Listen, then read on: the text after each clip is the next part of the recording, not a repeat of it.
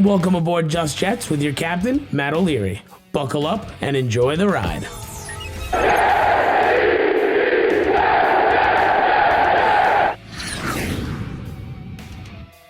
Hello and welcome to Just Jets, episode number 106. What's going on? I am Matt O'Leary, going to be hanging out with you.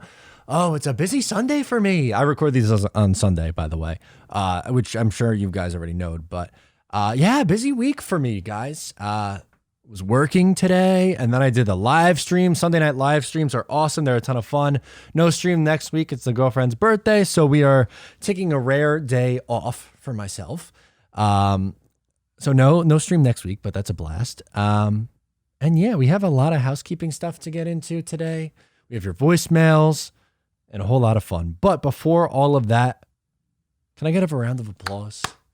Can I get a round of applause, please? Today, I'm excited to announce Manscaped is launching their Ultra Premium Collection. Believe it or not, it's for your not-so-private parts. I'm talking about a leveled-up hygiene routine with your favorite manly scent. This is an all-in-one skin and hair care kit for the everyday man and covers you from head to toe, literally. Manscaped is trusted below the waist. Now trust them with the rest.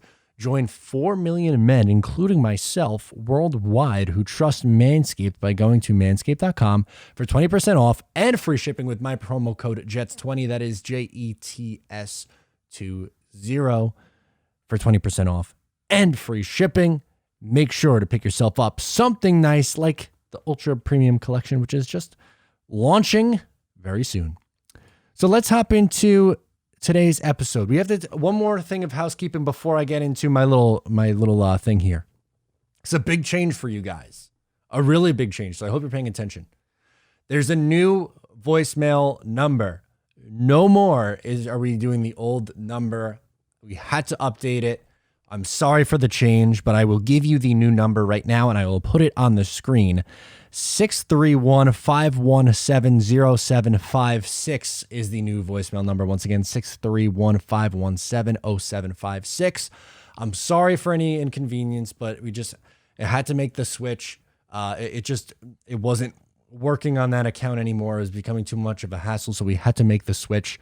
I apologize once again, but 631-517-0756. Call in, leave me your questions. I'll get to them on the show, but update your contact. I know you saved it as a contact. You're a smart person.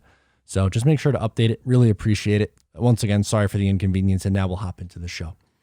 So what I wanted to start with is the topic of conversation at pick number 4, specifically with Ike Ekwonu or Evan Neal being the pick. Far too often online, I've seen the argument of, how can you say you won't take a safety at 4, but you'll take a guard at 4? If you are looking at either Ike Ekwonu or Evan Neal in the lens of they with the blinders of they're going to play guard in 2022 and forever, I don't get it. My brain doesn't compute how you compute that. Let's break. I want to break this down really from top to bottom and why that logic doesn't make any sense. The logic of you can't take a guard that high or you can't take an insurance policy that high. It's bogus, is what it is. Of course you can. So let's use Ike as the example because I think Evan Neal is going to go first overall. So let's use Ike as their example here. You have pick 4.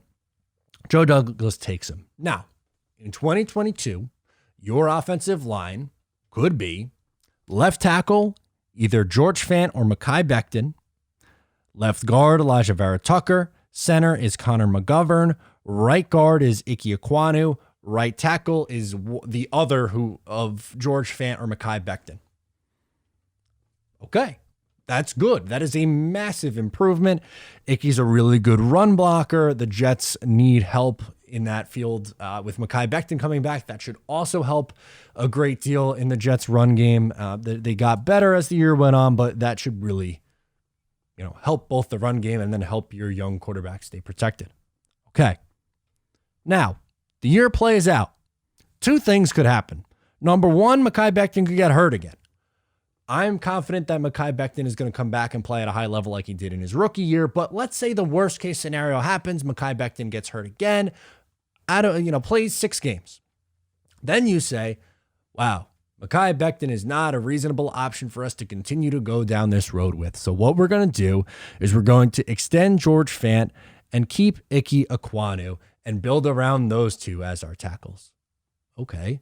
Now you have, let's say, George Fant at left tackle, Ike Ekwonu at right tackle, left guard Elijah Vera Tucker, Connor McGovern you could still have as your center, and you're looking for a right guard replacement. Okay. Or let's say that Mekhi Becton comes back and is great. Easy, good. That's what you like to see. Then you have Mekhi Becton play left tackle.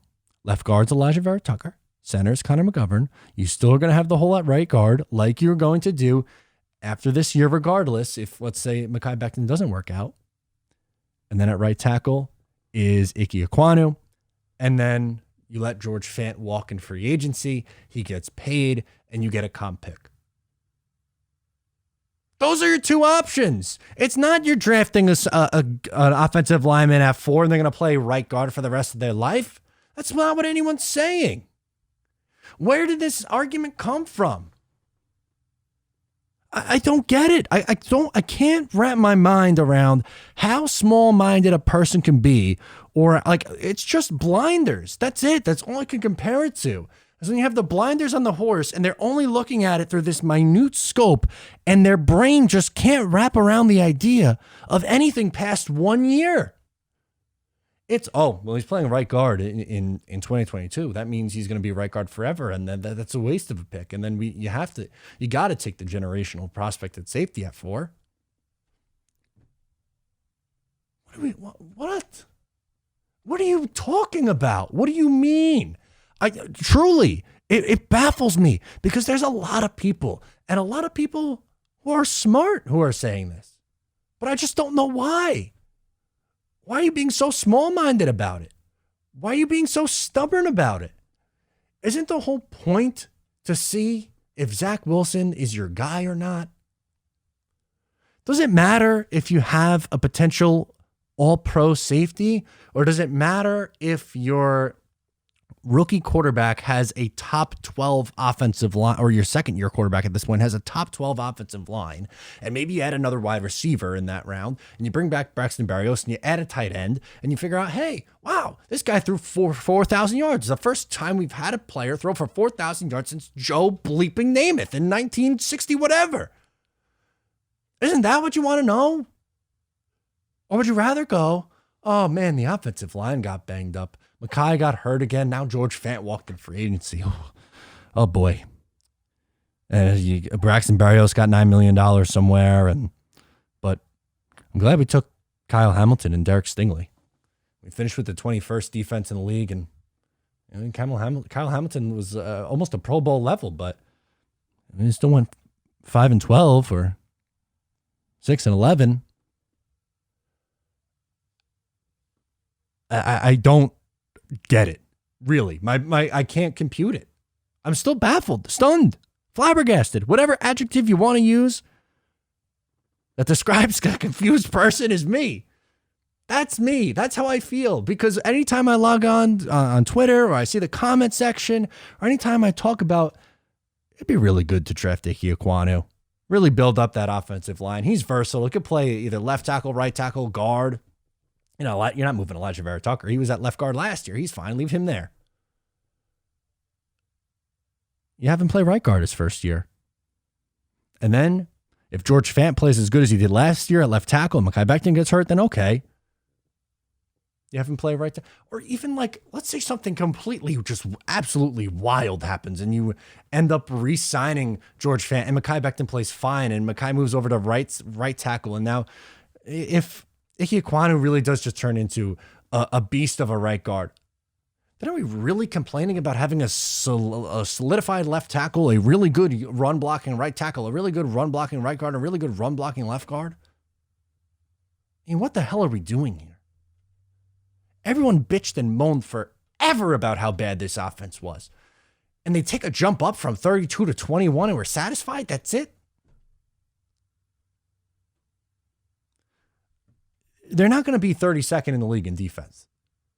Again, they're just not. They're not going to have that many injuries on the defensive side of the ball. How many starters? They got zero. The 6 games combined out of their starting safeties with Marcus May and LaMarcus Joyner. Carl Lawson missed the entire year. Gerard Davis was ineffective at linebacker. Vinny Curry missed the entire year. Like, you're not going to have that many injuries. I'm not saying there's going to be a top 15 unit in the league defensively, but even if they just make, I don't know, a few additions. And let's say the defense is, would you rather have the 23rd defense and like a 12th offense, or like, I don't know, the 18th defense and the 27th offense? It drives me nuts. I can't do this for another 2 months. I don't know how the hell we're going to be able to do this for another 2 months, but I had to get that rant off my chest because I can't log on to Twitter one more time and see well, you can't draft Ike Ekwonu at 4 if you're going to play him at guard. Oh my God.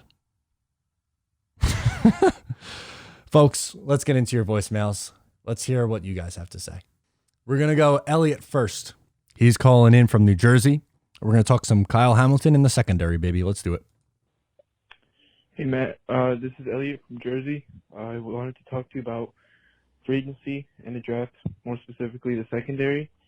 So regarding the news with Kyle Hamilton, I mean, I trust his coaching staff. If they think Hamilton is the right pick at 10, I say we go for it.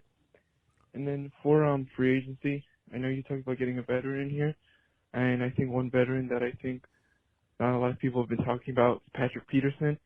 I know he didn't have the best year. He's on the older side, but he's had a lot of success in this league, and I think he'd be a good fit in this like cover 3 system. Just let me know what you think, and as always, go Jets. Yeah, Patrick Peterson had a bad 2020 and then followed it up with a kind of rough 2021. Some other veteran options that I think I would be looking at, Joe Hayden is one. Chris Harris is another. At least they are both older, like Patrick Peterson is, but they've had success. They play well in zone. It's going to be a no for me on Peterson. The thing with Hamilton, the quote that came out, or the story that came out that's being referenced here, is that the Jets like Kyle Hamilton. I guarantee you that all 32 teams like Kyle Hamilton. I like Kyle Hamilton. He's a good prospect. I don't want to take him at 4. I don't want to take him with the number of needs that this team has. If you are a team that is a lot closer to being competitive and don't have as many needs, you could absolutely convince yourself on taking Kyle Hamilton. Maybe the Falcons. Their secondary is downright atrocious. They still have some good pieces on offense. You have your number 1 corner. Edge is okay. Maybe they could get away with it. Jets? Don't think so. They could like him. I like him too. He's a really good safety prospect. He's my number 1 safety in this class. Doesn't mean that I want to use a premium asset on that position. And I don't think it guarantees the Jets do too. Maybe they do. That would be maybe I'll just retire if the Jets do that. If they take Kyle Hamilton at 4, that'll be it. I'll just call it a day. I'll be done with videos on YouTube. Tyler in West Virginia is up next. He wants to talk about the Jets moving around in the draft. Okay, I like that. Getting aggressive, changing things up a little bit. Let's do it. Hey, man. It's Tyler from West Virginia. What's up, dude? Hey, man. Last time we talked about the Jets potentially trading up from 4 to 3 to the Houston Texans and what it would take to get to that point. But now I want to talk about a different draft day scenario. So what if the Jets get their guy at number 4, whether that be Kayvon Thibodeau or Ike or, one of the other guys that they just fall in love with at number 4. And then they also get their playmaker or more offensive line help or pass rusher at number 10. So my question to you is, would the Jets potentially trade 35 and 38 to get back in the late end of the first round if they fell in love with the prospect? One, what would that take? ultimately to get back in there? Could they have to trade 35 or 38, or could they package like a future deal? Or, what's the draft compensation to get back in there if they fall in love with a player? And two, if they do trade back into the first round, obviously, maybe a couple guys fall, but who are some of the targets that you think that Robert Saleh and Joe Douglas would want on that back end of the first round? Who are some of the guys that they're going to fall in love with? So that's my question to you, Matt. Don't really think it's realistic, but it could be something that happens if a guy slides down the board and they fall in love with a prospect. So enjoy the show as always, Matt. And as always, go Jets, man. Thank you, brother. Appreciate it. First is I think a player who could potentially fall is Nicole B Dean. And that's maybe someone I could see trading up for. I wouldn't do it for Trey McBride. I know that's been a conversation, but I don't think I would trade back up into the first round to get him. So the Jets pick 35. I'm looking at Draft Tech's value chart right here, and they value pick 35 at 550 points. And let's just use Tennessee at 26 is 700. So theoretically, pick 35 and 69 would get you there and then some. So a second and third would get you there. But the Jets combined both picks, let's say.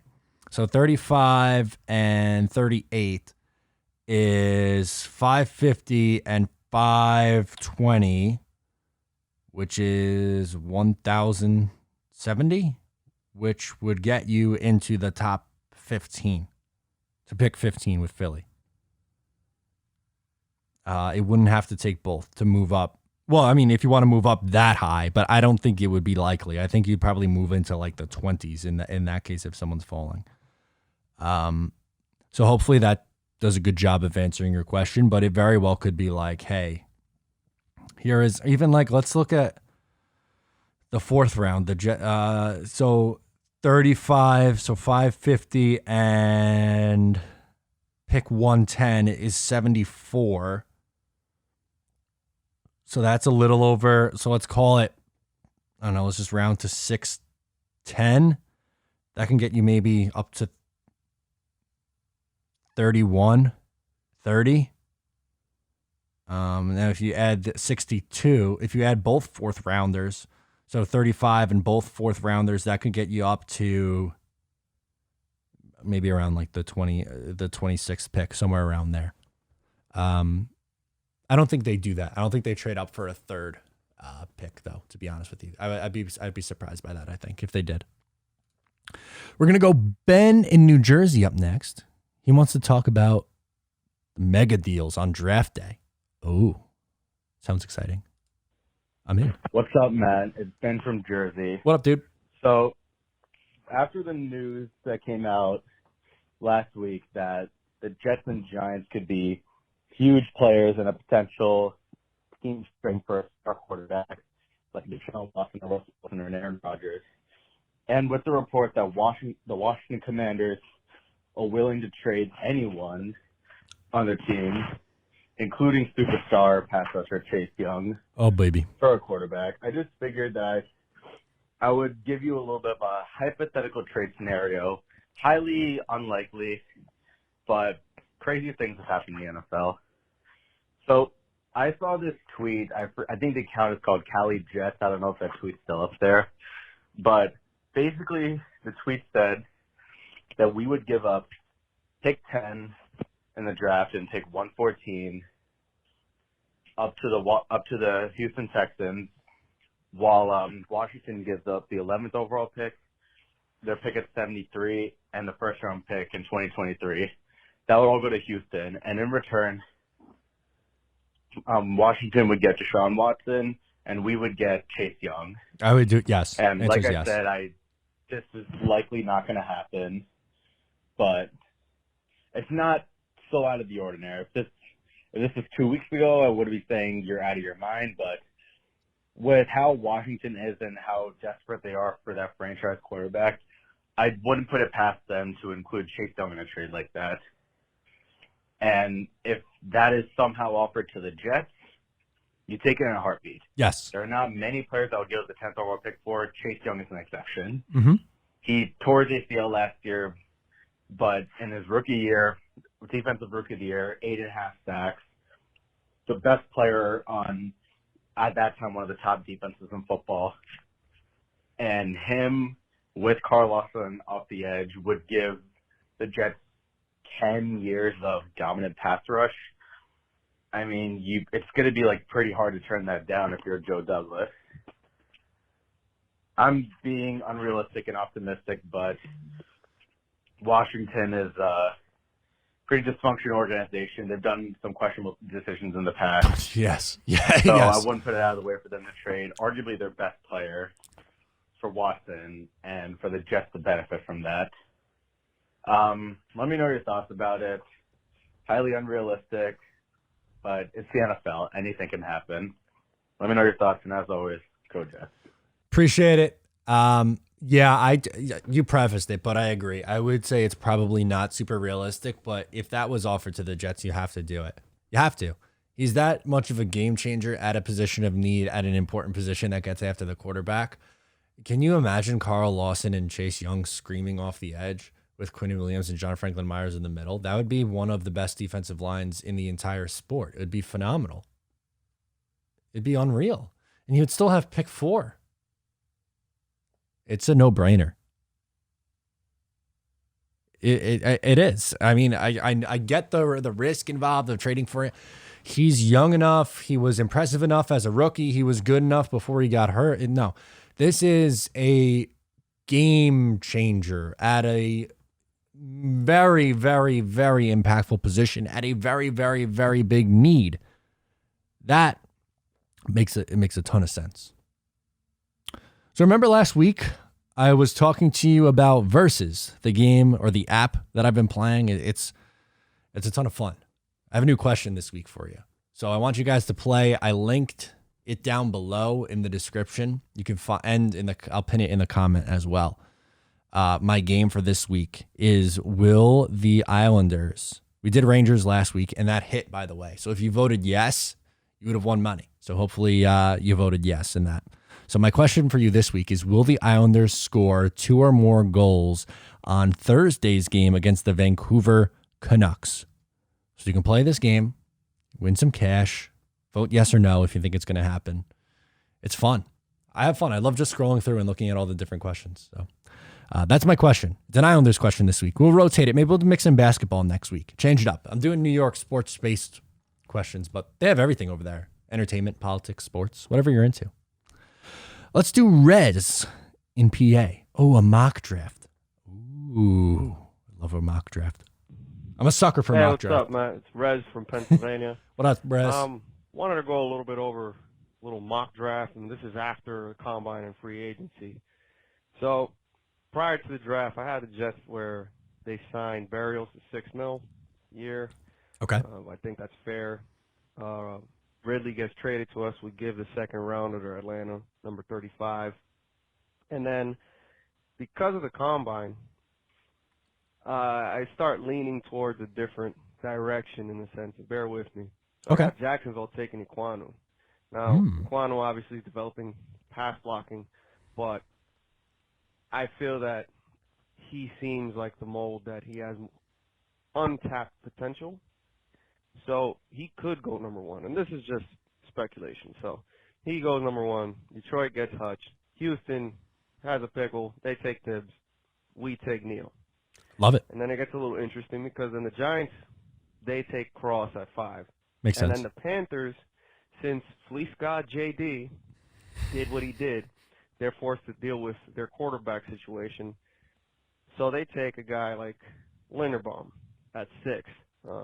As everyone knows, they lost their center, I think it was in week 7 or week 9, ACL tear. So this is this guy. Now, Giant takes Lloyd at 7.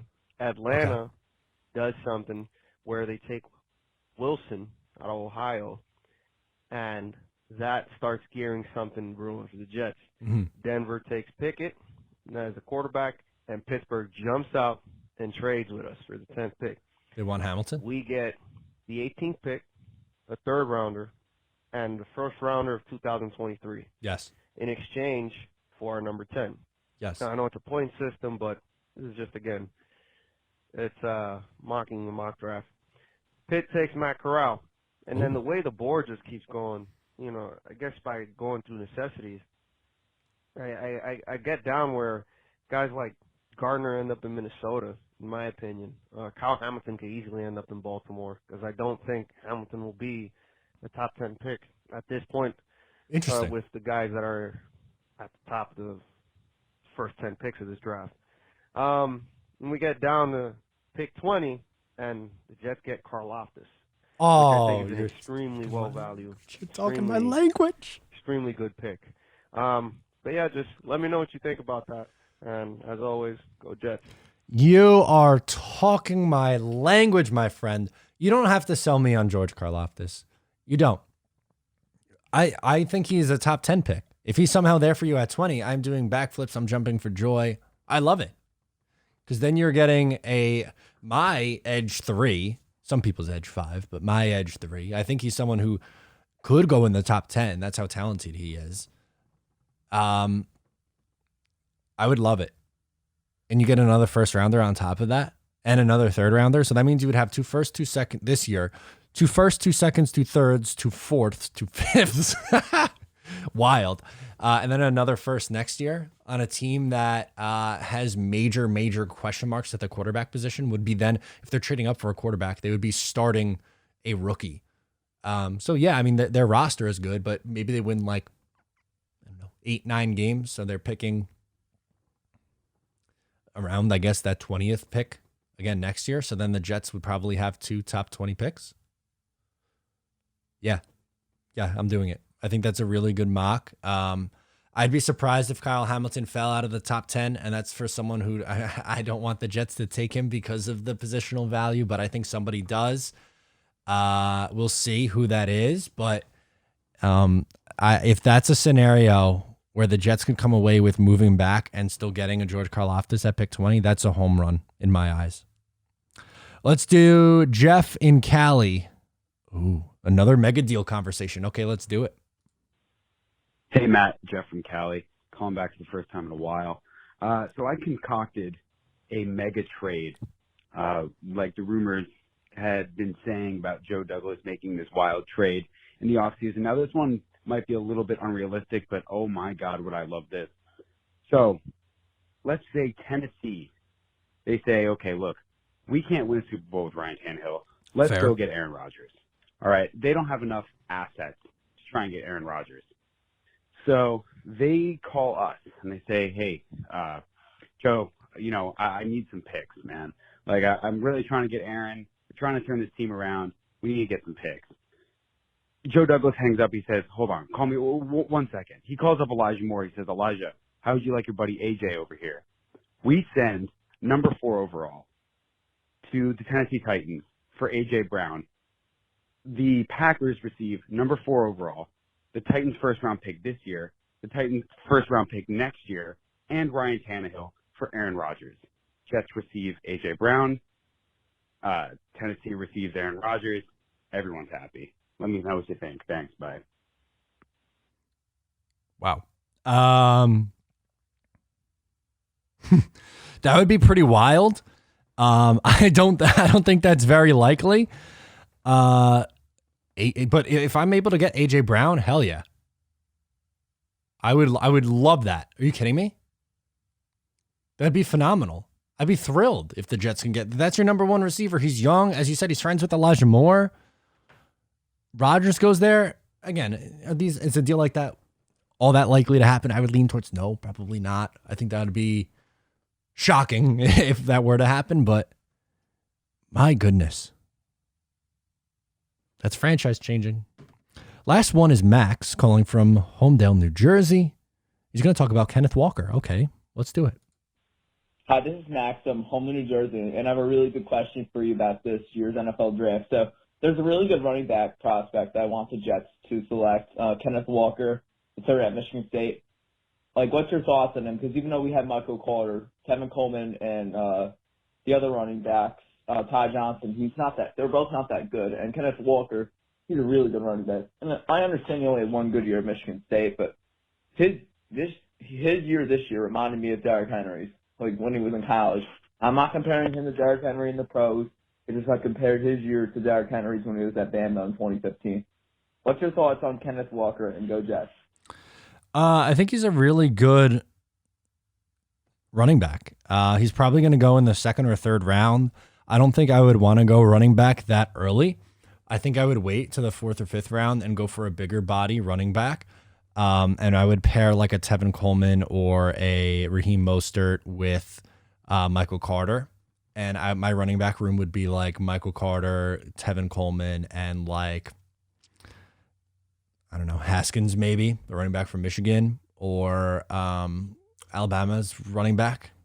He's pretty good. Robinson's a big body guy. I'd do something like that probably, or even not that he's necessarily a big body guy, but just someone who I like his running style a lot. Algier from BYU. Pair him with Zach Wilson. Bring him back. Which those guys to me are someone you can grab in the fourth or fifth round. I think that's my sweet spot. I don't think I want to have to spend a top 70 pick on running back this year. The Jets were able to find a really good running back in round 4 last year in Michael Carter. I think you find him a 1B and with either a veteran in free agency or and then adding a bigger body guy, which is something that they don't have and that they need for short yardage situations. So that was it. That was all the voicemails from this past week. I appreciate each and every one of them. A reminder again that the new number for voicemails is 631-517-0756. If you haven't already, please make sure to check out the Patreon, patreon.com/Matt O'Leary NY. $5 a month. You get bonus content. We're doing player write-ups over there. Over the weekend, I had a write-up on James Bradbury and if the Jets should look into trading for him. By the time this comes out, we'll more than likely have something up on Dante Fowler. And if this is the year the Jets finally land Fowler, you have the access to the player cards from 2020. 2022 player cards will be available when the season comes. And there will be different kinds of write-ups and evaluations on both free agents and the draft and anything else in between. But thank you so much for tuning in today. Please make sure to subscribe, give a rating, review. Really appreciate all the love and support. That's going to do it for me. Once again, I am Matt O'Leary. I'll talk to you next time.